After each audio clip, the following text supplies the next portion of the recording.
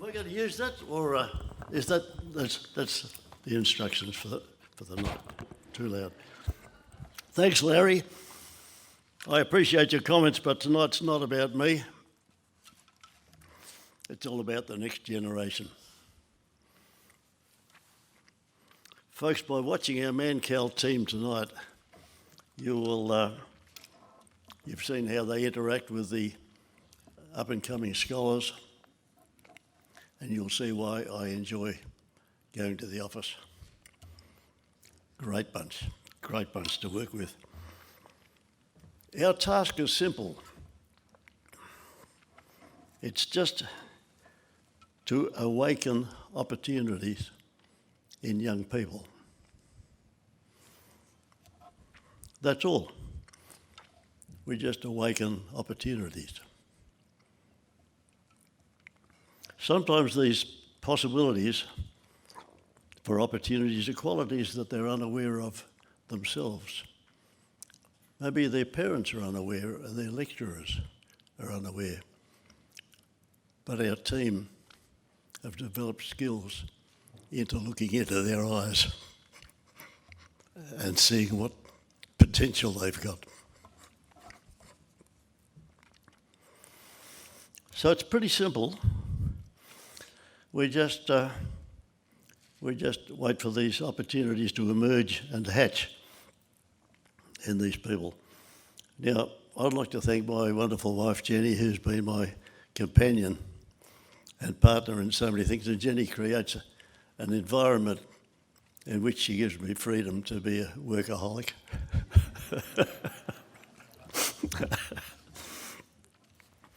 I'd like to thank our wonderful team, led by the remarkable Andrew Pickford.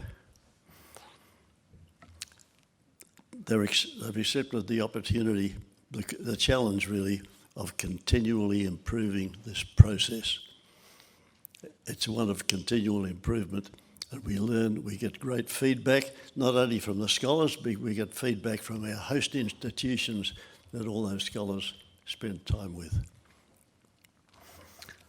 Whilst it's a simple task, there are many moving parts in the process. And coordinating all the things that are happening with all of those institutions in so many countries, in so many cultures, is quite a challenge. But we're encouraged because the host institutions in many cases are actually demanding that those scholars return and continue working with them. That's the vote. That tells us how we're going.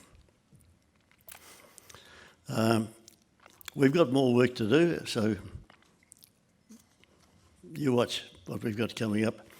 So I'm also a greedy bugger in that I believe in rational selfishness, and this is really all about me in the sense that and I feel that I'm winning.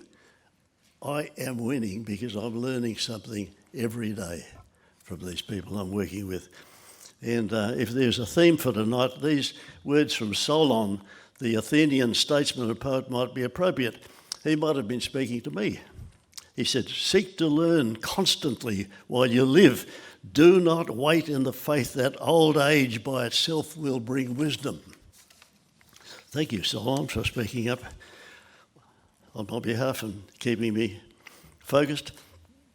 Now, talking about learning experiences, we're lucky to have with us at Mannkal two remarkable international speakers for this week, and we've sure been learning a lot from Larry and from Gloria. Larry I regard as the master storyteller. His stories are about real people in real life situations, and they explain the power of character and courage, and how these qualities offer antidotes to the present decay in political and business leadership that we are experiencing. I might venture to suggest that this decay is a result from retreating from the importance of personal responsibility, defaulting itself to the easier and lazier embrace of a narrative of victimhood. Larry, may you long continue telling those stories and writing those wonderful books that have such great appeal to all cultures in all countries of the world. They all know Larry Reid. Thanks again for being with us again.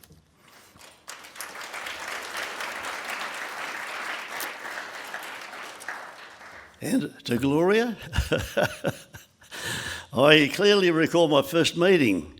It was at the Free Market Roadshow in Madrid, and Gloria was on stage giving it to them in fluent Spanish. And I was sitting there in the front row saying, my God, if this girl could only speak English, I would agree with every word she's saying.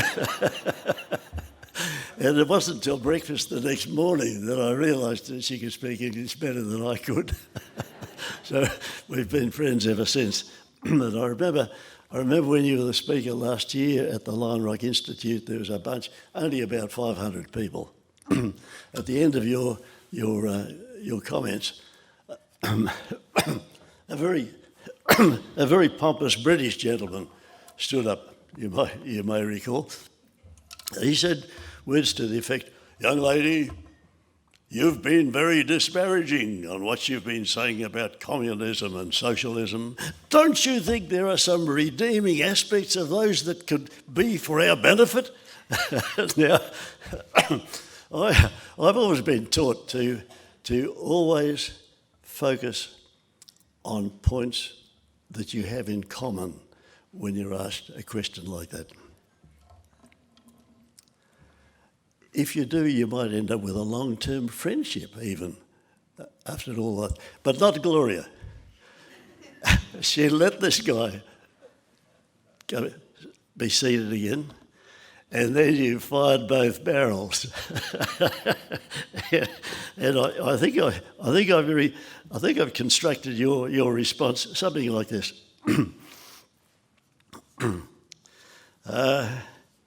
You said.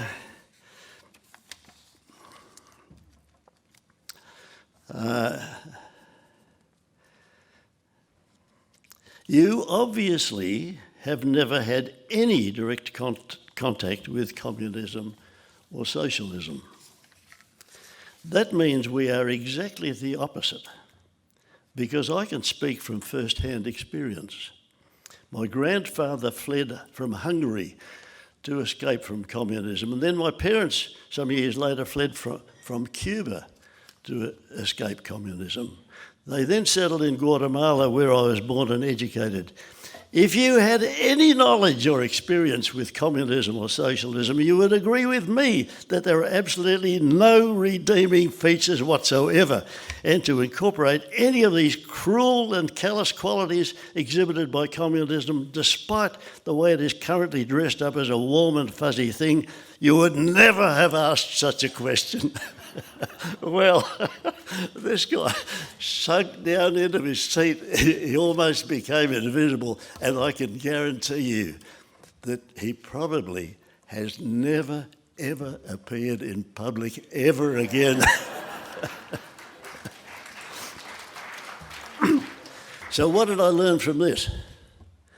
I learned that you have to be in complete command of your facts if you're going to be confrontational like that and win an argument so conclusively. The whole of that audience, the other 499 people, were so delighted with your response. And that person probably will never, ever be invited again. So look, thank you, Larry, and thank you, Gloria, particularly for continuing these valuable roles in helping us understand what is so good about liberty and how it's given us so much and how we should be so proud of it. So let me invite you all, in the last few hours we've got here tonight, until they close the bar at least, to spend time with Larry and Gloria and ask them all those questions that you're dying to ask them. And also, when we get our glasses full and we can drink a toast to the wonderful gift that we've been given called responsible liberty. Thank you.